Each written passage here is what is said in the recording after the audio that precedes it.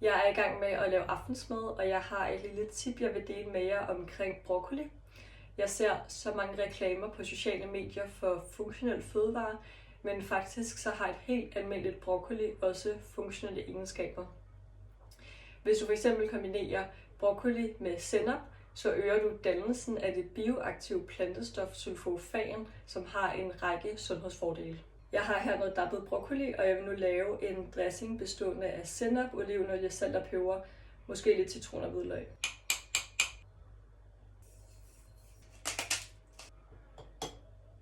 Jeg tror også, jeg vil tilsætte noget citronsaft.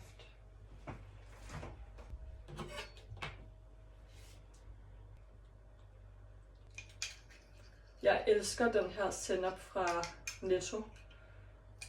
En gang der spiser jeg den bogstaveligt talt som hummus. Det vil jeg ikke gøre i dag.